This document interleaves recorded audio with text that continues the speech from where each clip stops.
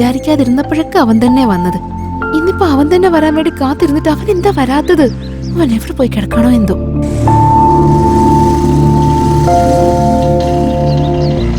Auto, Gayathri college.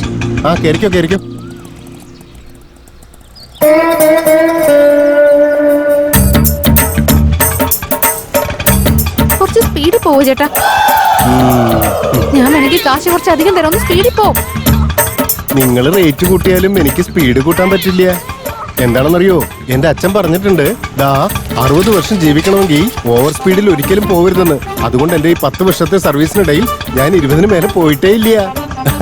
അതുകൊണ്ട് എന്റെ വണ്ടിക്കും കുഴപ്പമില്ല, എനിക്കും കുഴപ്പമില്ല. ഇങ്ങനെ പോവാണെങ്കിൽ എന്റെ എക്സാം പോവും. എക്സാം പോയാ വീണ്ടും വരുമെന്നേ. പക്ഷെ ജീവൻ പോയാൽ തിരിച്ചു കിട്ടുമോ? കിട്ടില്ലല്ലോ.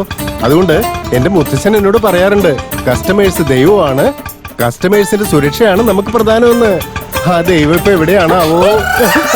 ഇതൊക്കെ നമ്മുടെ ശീലാന്നേ.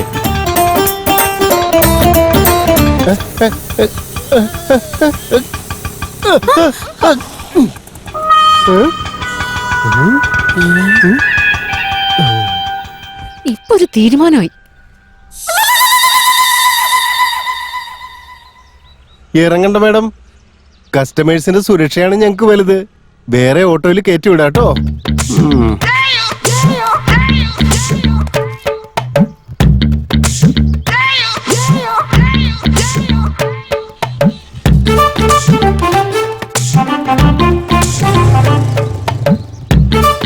വന്നാട്ടെ മാഡം, വന്നാട്ടെ.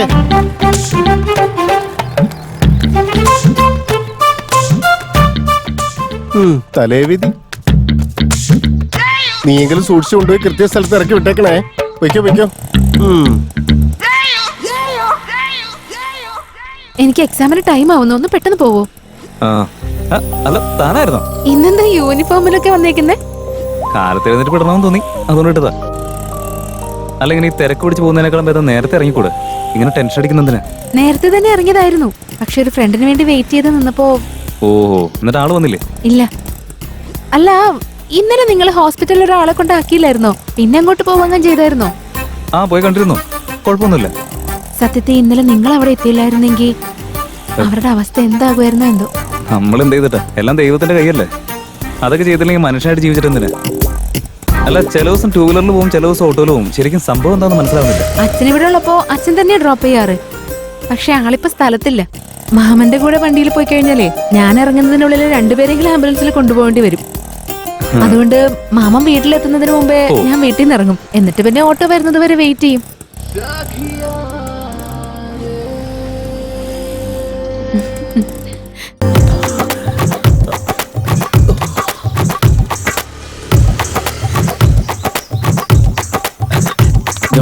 അത്യാവശ്യമായിട്ട് പൂങ്കുന്നം വരെ പോണം. ട്രാഫിക് ജാം, എനിക്ക് വരാൻ പറ്റില്ല. എന്റെ പൊന്നേട്ടാ, അവിടെ ഇന്റർവ്യൂ ഉള്ളോണ്ടാ, എങ്ങനെയെങ്കിലും എത്തിക്ക്. ഇടാ, ഇതെന്റെ റെസ്റ്റിംഗ് ടൈമാണ്, നീ ഒന്ന് പോയേ. എന്റെ ഏട്ടാ, അവസ്ഥ ഒന്ന് മനസ്സിലാക്ക്, ഒന്ന് ഹെൽപ്പ് ചെയ്യ് പ്ലീസ്. ശരി, നീ ഇത്രയൊക്കെ കെഞ്ചി ചോദിച്ചാരണം പറയാ. മീറ്റർ കാശിനേക്കാളും 200 രൂപ കൂടുതൽ തരേണ്ടി വരും. അങ്ങനെയാണെങ്കിൽ 200? അത് ഭയങ്കര കൂടുതലാ. എന്റെ പൊന്നനിയ, ഓട്ടോ എന്ന് പറഞ്ഞാൽ കൈക്കൂലി കൊടുത്ത് വാങ്ങിക്കുന്ന ജോലി പോലെ. അതുകൊണ്ട് അതിനകത്ത് കയറി പറ്റണമെങ്കിൽ എത്ര ചോദിച്ചാലും കൊടുക്കേണ്ടി വരും. എന്നാ അന്ന് പടത്തിന് പോയപ്പോ എന്റെ 50 രൂപയിലെ കൂടുതൽ വാങ്ങിയുള്ളൂ. അത് കാശ് ചെലവാക്കാനുള്ള കാര്യമല്ലേ, ഇത് കാശ് ഉണ്ടാക്കുന്ന കാര്യം. അതുകൊണ്ട് ഇങ്ങനെ പറഞ്ഞു. നിങ്ങളുടെ അത്യാവശ്യമല്ലേ എന്റെ വരുമാനം. ഒരുപാട് ആലോചിച്ച് നിൽക്കണ്ട, റേറ്റ് പിന്നെയും കൂടും കേട്ടാ. എനിക്ക് വേറെ വഴിയില്ലല്ലോ, വേഗം കൊണ്ടാക്ക്. ഇത് ആദ്യമേ പറഞ്ഞ പറയാ. വാ.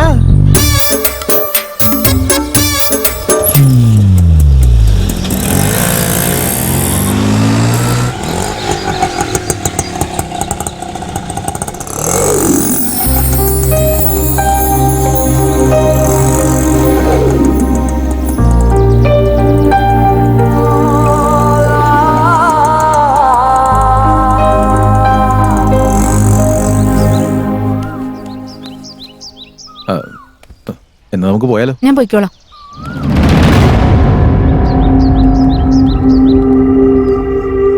എന്താ ചെയ്തു? നീ അത് വിട്ടുകളാ. ഒരു ദിവസം ഇതിൽ കയറിയില്ലെങ്കിൽ എന്താ? കല്യാണം കഴിഞ്ഞ പിന്നെ നിന്റെ കൂടെ തന്നെ ആയിരിക്കില്ലേ? അതുവരെ നീ ഒന്ന് ക്ഷമിക്ക്.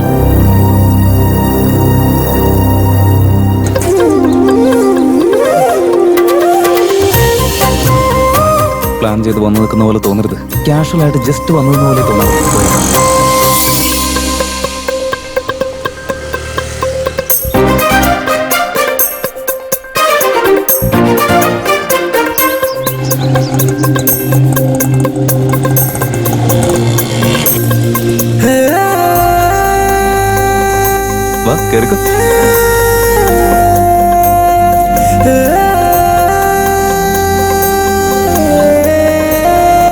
കോളേജിലേക്കല്ലേ? അല്ല, കോളേജിലേക്കല്ല, പിന്നെ വേറെ എവിടേക്കാ? വേറെ എങ്ങോട്ടെങ്കിലും പോവാ.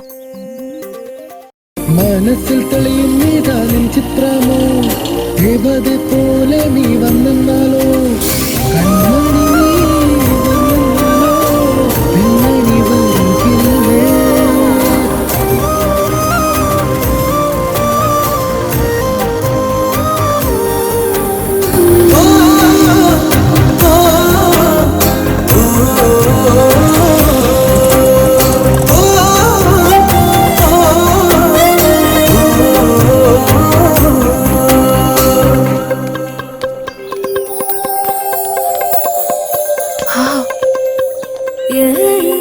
ഇന്നിവിടെ എന്തോ ഒരു പ്രത്യേക ഭംഗിയുള്ളത് പോലെ.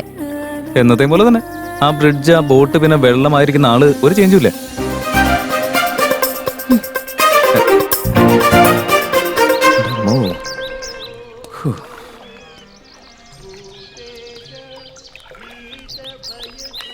ദാ, ഇത് കഴിക്ക്.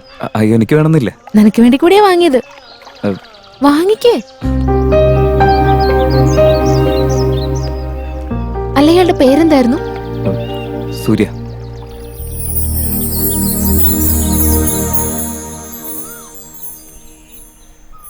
അതിരിക്കട്ടെ, സൂര്യയുടെ അച്ഛനമ്മയ്ക്ക് എന്ത് ചെയ്യാ? അവരൊന്നുമില്ല. എനിക്ക് 10 വയസ്സുള്ളപ്പോ പോയതാ. ഓ, I am sorry.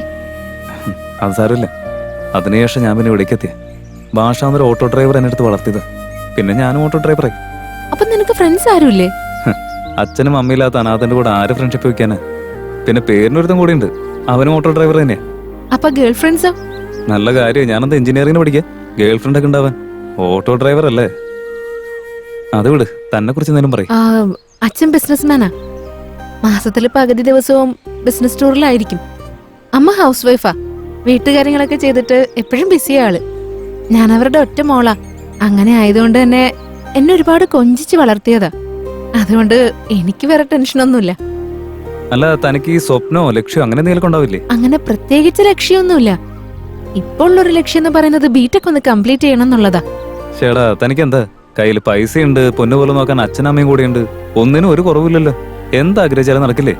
BTech complete ചെയ്യാൻ കുറച്ച് സമയം കൂടി ഉണ്ടല്ലോ. അപ്പോഴേക്ക് എന്തെങ്കിലുമൊക്കെ ഡിസൈഡ് ചെയ്യാന്നേ. അല്ല, നിനക്ക് അങ്ങനെ വല്ലതും ഉണ്ടോ? ആർക്കെനിക്കാ? ഡെയിലി നല്ല ഓട്ടം കിട്ടണം, അവരെയൊക്കെ കൃത്യമായിട്ട് സ്ഥലത്ത് കൊണ്ട് എത്തിക്കണം. വേറെ എന്തെങ്കിലുമൊക്കെ ആലോചിക്കാനുള്ള സമയം കിട്ടണ്ടേ? അത് മാത്രമല്ല, ഒരു അത്യാവശ്യം വന്നു കഴിഞ്ഞാൽ മറ്റുള്ളവരെ സഹായിക്കാനുള്ള മനസ്സുണ്ട്. അപ്പൊ ഫ്രീ ടൈമിൽ എന്താ ചെയ്യാറ്? വേറെന്ത് ചെയ്യാനാ? പാസഞ്ചർ വരാനായിട്ട് വെയിറ്റ് ചെയ്യും. അല്ല, അതിനെന്തിനാ ഇങ്ങനെ ചിരിക്കണം? ഒന്നുമില്ല. ഹലോ, വരുന്നുണ്ട്. ആ ചക്കരെ വന്നോണ്ടിരിക്ക. ഒരു മിനിറ്റേ. ജോണി ചേട്ടാ, അർജന്റായിട്ട് പാർക്കിലേക്ക് എന്റെ കൊച്ചിനെ കാണാൻ വേണ്ടി പോണായിരുന്നു. ഓ, അപ്പൊ 400 രൂപ ആവട്ടെ. എന്തോന്ന് ചേട്ടാ ഇത്? എപ്പോ ഒന്ന് ചോദിച്ചാലും ഡബിൾ എമൗണ്ട് മാത്രമാണല്ലോ പറയുന്നത്. ലവറിന്റെ അടുത്തേക്ക് പോണെങ്കിൽ നമ്മൾ അത്രയൊക്കെ ചെലവാക്കേണ്ടി വരും. എന്റെ ലവറിനെ കാണാനല്ലേ? ആരുടെയും ലവർ അല്ലേ? ശരി, വാ. എന്റെ കഷ്ടകാലം. കേറ്. ഓ, സമയം പോവാണല്ലോ.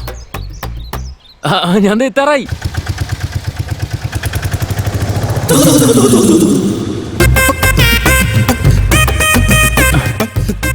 തരാടാ.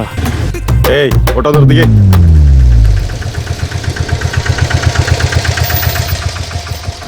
ഇറങ്ങി വാ. നമസ്കാരം സാറേ. RC ബുക്കും ലൈസൻസും ഒക്കെ എടുക്ക. ലൈസൻസ് ഇല്ലാണ്ട് ഞാൻ ഓട്ടോ ഓടിക്കോ സാറേ?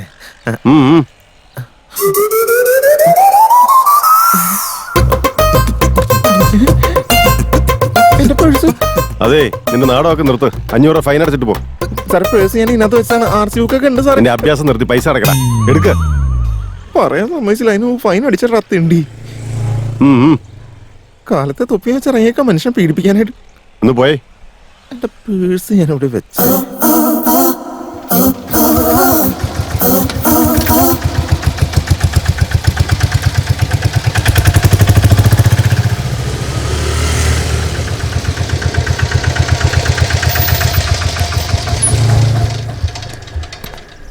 ഈ പേഴ്സ് എന്റെ പേഴ്സ് എങ്ങനെ നിന്റെ വന്നേ? അറിഞ്ഞുകൊണ്ട് തന്നെ എടുത്തതാ ഞാൻ. ഇത്രയും നാൾ എന്നെ പറ്റിക്കായിരുന്നില്ലേ? ലാസ്റ്റ് നമ്മുടെ കൂടിക്കാഴ്ചയില് അതുകൊണ്ട് തനിക്കിട്ടൊരു പണി വന്നതാ ഞാൻ. നിന്നെ എവിടെങ്കിലും വെച്ച് കിട്ടും എനിക്ക്.